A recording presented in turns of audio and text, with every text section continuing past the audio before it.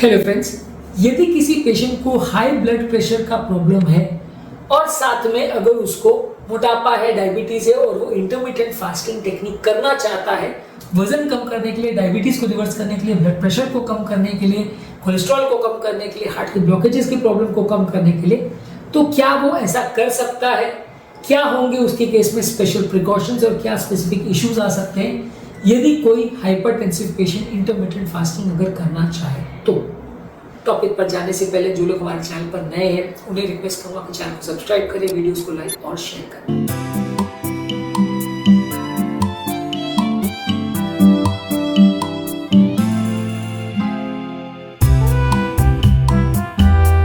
Usually hypertensive patients में intermittent fasting से उतना ज्यादा फर्क नहीं पड़ता है, क्योंकि हाइपरटेंशन लेवल्स में थोड़ा वेरिएशन आता है इंटरमिटेंट फास्टिंग द्वारा। जब आप लंबे समय तक कुछ नहीं खाते हो और जहाँ फीडिंग विंडो भी होता है वहाँ पे भी यदि आप कम नमक वाला खाना खाते हो तो कंपैरेटिवली थोड़ा ब्लड प्रेशर को कम करने में मदद करता है। वजन कम होता है तो इनडायरेक्टली हमारा ब्लड प्रेशर लेवल्स भी कम करने में मदद करता है, बॉडी में इन्फ्लेमेशन कम करता है तो उससे भी ब्लड प्रेशर को कम करने में मदद करता है। तो जिन लोगों को अर्ली स्टेज में अगर हाइपरटेंशन है और साथ में अगर वो मोटे हैं और मेटाबॉलिक सिंड्रोम का शिकार है या वजन की वजह से उनको ब्लड प्रेशर हो रहा है, तो वैसे लोगों को इंटरमिटेंट फास्टिंग करना काफी उपयोगी है, तो उनको करना चाहिए। बस ये कि कुछ सावधानियां भी रखनी चाहिए। इंटरमिटेंट फास्टिंग का बेसिकली मतलब है कि यहाँ पे हम टाइम डिपेंडेंट फास्टिंग करते हैं, यानी 12 घंटे की अगर हम फास्टिंग कर रहे हैं तो 12 घंटे खाना खाएंगे, 12 घंटे नहीं खाएंगे। 16 घंटे की फास्टिंग कर रहे हैं तो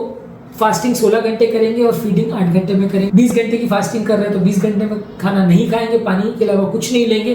बाकी 4 घंटे में खाना खाएंगे। तो कितने घंटे की आप फास्टिंग कर रहे हैं, उसके अलावा दिन का जो बचा खुचा टाइम है वहां पे आप खाना खाते हो। अगर आप हाइपरटेंसिव हो और आप इस तरह की फास्टिंग टेक्निक कर रहे हो किसी भी कारण के लिए,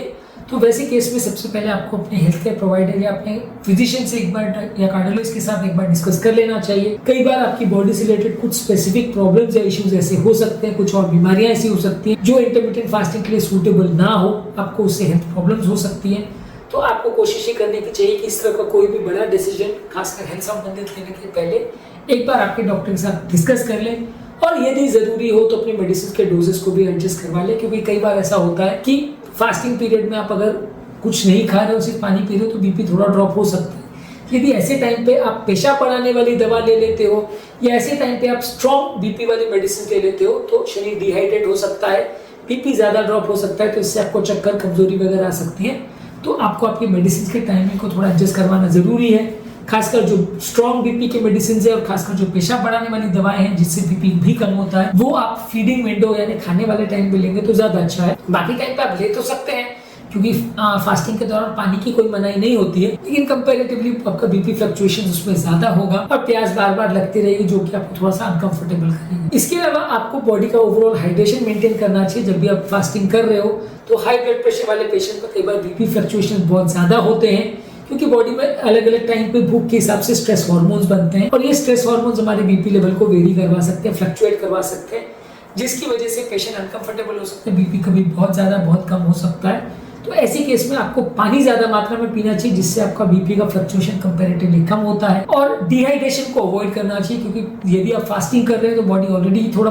पानी कम होता है, खाने के साथ भी जो पानी जाता है वो भी कम रहता है। तो डिहाइड्रेशन को अवॉइड करने के लिए आपको जानबूझ के एक्स्ट्रा पानी पीना चाहिए और प्रेफरेबली वैसा पानी पीना चाहिए जिसमें सोडियम, पोटेशियम और इलेक्ट्रोलाइट्स ज्यादा अच्छा है, क्योंकि इलेक्ट्रोलाइट्स की कमी की वजह से भी कई बार क्रैम्प्स आना, मसल में पेन होना, ये सारी चीजें हो सकती है। तो आप इलेक्ट्रोलाइट्स वाला पानी ले तो ज्यादा अच्छा है। हाँ, लेकिन इलेक्ट्रोलाइट्स के दौरान आपको ये ध्यान रखने की जरूरत है कि बहुत ज्यादा नमक वाला पानी लेंगे तो बीपी बढ़ जाएगा, तो पोटेशियम वाला पानी लेंगे तो बीपी कम हो जाएगा। तो कौन सा इलेक्ट्रोलाइट का पानी आप ले रहे हैं वो भी थोड़ा सा ध्यान देने की आवश्यकता है यदि आपको ब्लड प्रेशर का प्रॉब्लम है तो, और उस हिसाब से अपनी दवाओं के डोजेस को एडजस्ट कर सकते। इसके अलावा यदि आपको बहुत ज्यादा हाई ब्लड प्रेशर का प्रॉब्लम है तो दवाइयों को ग्रेजुअली ट्रांजिशन करें, ग्रेजुअली चेंज करें और फास्टिंग को भी धीरे धीरे करके बढ़ाएं। पहले 8 घंटे का करें, फिर 10 घंटे का, फिर 12 घंटे का। सडन आप इंटरमिटेंट फास्टिंग बहुत ज्यादा घंटे का करोगे, 24 घंटे का करोगे, बॉडी उतना स्ट्रेस और उतना भूख नहीं झेल पाएगी, तो आपको कई बार बहुत ज्यादा भूख लगेगी, जिसे मैनेज करना आपको मुश्किल होगा। इसलिए कोशिश करिए कि धीरे धीरे अपने ब्लड प्रेशर लेवल्स के हिसाब से अपने फास्टिंग लेवल्स को भी धीरे धीरे कैसी बॉडी एडजस्ट कर रही है उस हिसाब से बढ़ाइए। और इस दौरान अपने ब्लड प्रेशर को चेक भी करते रहिए कि बहुत ज्यादा वेरिएशन आपके ब्लड प्रेशर में तो नहीं आ रहा है, स्ट्रेस की वजह से बीपी बहुत शूट या बहुत ड्रॉप तो नहीं हो रहा है, उसको भी मेजर करते रहेंगे तो अच्छा है। इसके अलावा आपको कोशिश करनी चाहिए कि बैलेंस्ड फूड लेना चाहिए, यानी कि साग सब्जी और प्रोटीन विटामिन मिनरल्स का पूरा भरपूर बॉडी में पोषण मिले। कोई भी बहुत ज्यादा ऑयली या प्रोसेस फूड या जंक फूड आप ज्यादा खाने की कोशिश करेंगे या बहुत ज्यादा नमक वाला खाना खाएंगे तो बीपी में ज्यादा वेरिएशन आएंगे, आपको ज्यादा अनकंफर्टेबल होगा, प्रॉब्लम ज्यादा होगी। इसके अलावा आपको माइंडफुल ईटिंग करना चाहिए, यानी कि बहुत ज्यादा मात्रा में खाना खाने के बदले आपको सोच विचार करके क्या खा रहे हैं क्या नहीं खा रहे, कितनी मात्रा में खा रहे हैं, ये सब सोच विचार करके खाएंगे तो ज्यादा अच्छा है। बिना देखे बिना सोचे जो लोग खाना खाते हैं वो दिक्कत में पड़ जाते हैं। इसके अलावा ब्लड प्रेशर के हिसाब से अपनी लाइफस्टाइल में चेंजेस भी करिए। बहुत ज्यादा एक बार में खाना वगैरह मत खाइए, धीरे धीरे करके थोड़ी थोड़ी मात्रा में खाना खाइए। डेली एक्सरसाइज कीजिए, योगा प्राणायाम वगैरह करके आप अपने मेंटल स्ट्रेस को कम कर सकते हैं, क्योंकि कई बार फीडिंग विंडो के बाद जब फास्टिंग विंडो आता है तो मानसिक तनाव की वजह से, कई बार स्ट्रेस की वजह से, भूख की वजह से कई बार बीपी फ्लक्चुएशन हो सकता है। तो योगा प्राणायाम वगैरह करके अपने स्ट्रेस हार्मोन्स को आप कम कर सकते हैं और अच्छा हेल्दी लाइफ अगर आप जीते हैं तो बीपी फ्लक्चुएशन उतने ज्यादा नहीं होंगे। हाइपरटेंसिव पेशेंट्स को जो भी स्ट्रैटेजी ले रहे हैं उसमें प्रॉपरली इंडिविजुअलाइज अप्रोच रखें। यदि बीपी लेवल्स में बहुत ज्यादा वेरिएशन नहीं तो उतना दिक्कत नहीं आएगा। जिन लोगों की रिक्वायरमेंट बहुत ज्यादा है और बहुत ज्यादा बीपी लेवल्स फ्लक्चुएट करते हैं उनको ज्यादा सावधानी रखनी पड़ेगी, ज्यादा मॉनिटर करना पड़ेगा और प्रेफरेबली अगर इंटरमिटेंट फास्टिंग किसी सुपरवाइज लोगों के अंडर में करें तो ज्यादा अच्छा है, जहाँ पे अगर आपको कुछ ज्यादा प्रॉब्लम्स हो रही है तो उसे मैनेज किया जा सके। इसके अलावा यदि आपको कोई सिम्टम्स हो रहे हैं, जैसे लो ब्लड प्रेशर के या हाई ब्लड प्रेशर के सिम्टम्स हो रहे हैं, सडन चक्कर हो रहा है, सरदर्द हो रहा है, वीकनेस हो रही है, कमजोरी हो रही है, बेहोशी हो रही है, इस तरह का कुछ भी सिम्टम्स हो रहा है तो उसे मॉनिटर करिए और टाइम रहते अपने डॉक्टर से डिस्कस करिए अपनी दवाओं के डोजेस को और फास्टिंग के शेड्यूल को उस हिसाब से एडजस्ट करिए ताकि बार बार तकलीफ ना। रेगुलर फिजिकल एक्टिविटी करिए, इससे आपका मानसिक स्ट्रेस लेवल भी कम रहेगा, ओवरऑल शरीर भी तंदुरुस्त रहेगा, वजन भी ओवरऑल ज्यादा नहीं बढ़ेगा, बॉडी का मेटाबॉलिक रेट भी ओवरऑल मेंटेन रहेगा। तो रेगुलर एक्सरसाइज करना भी इंटरमिटेंट फास्टिंग वाले लोगों के लिए अच्छा है। इसके अलावा आपको कोशिश करनी चाहिए कि ओवरऑल नमक को कम ही रखें। इंटरमिटेंट फास्टिंग का ब्लड प्रेशर पे जो एडवांटेज है वो आपको ज्यादा तभी मिलेगा जब आप अपने फास्टिंग विंडो के बाद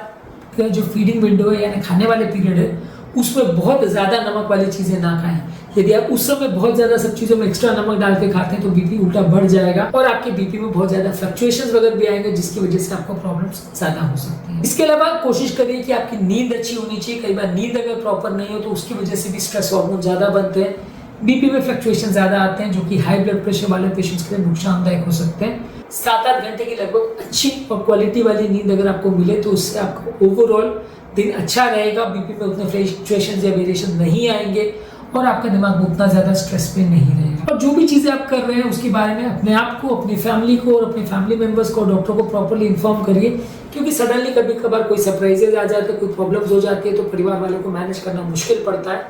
इसलिए कोशिश कीजिए कि जो भी डिसीजन आप ले रहे हैं अपने हेल्थ के रिगार्ड्स में, आपकी बीमारी के रिगार्ड्स में, उसके बारे में घर वालों को सब प्रॉपर पता हो और उससे रिलेटेड जो प्रॉब्लम्स या कॉम्प्लिकेशंस हो सकते हैं उसके बारे में तैयारी भी पूरी रखें। जो भी प्रॉब्लम्स हो सकते हैं, हाई बीपी, लो बीपी वाले जो भी, या सडन कोई हार्ट अटैक वगैरह की जैसे प्रॉब्लम्स वगैरह आए तो आप तैयारी भी पूरी रखें इमरजेंसी मैनेजमेंट के लिए और घर वालों को प्रॉपर्ली इन्फॉर्म भी करके रखें ताकि आपको कोई अगर प्रॉब्लम हो तो उसके टाइम रहते हैं मैनेज। तो आज के टॉपिक में हमने बात करी कि क्या हाइपरटेंसिव या हाई ब्लड प्रेशर वाले पेशेंट्स इंटरमिटेंट फास्टिंग कर सकते हैं कि नहीं, और अगर कर सकते हैं तो क्या चीज़ों को उन्हें विशेष ध्यान रखने की आवश्यकता है ताकि उनको बीपी के उतने फ्लक्चुएशंस या कॉम्प्लिकेशंस ना हो और इंटरमिटेंट फास्टिंग वो वजन कम करने के लिए जो भी कारण से कर रहे हैं उसे सही तरह से कर। उम्मीद करूँगा कि आज के टॉपिक में कुछ नई बातें जानने को मिली होगी। जो लोग हमारे चैनल पर नए हैं उन्हें रिक्वेस्ट करूँगा कि चैनल को सब्सक्राइब करें, उस पर लाइक करें, कमेंट करें, फॉलो करें और पॉसिबल हो तो वीडियोज़ को शेयर भी करें।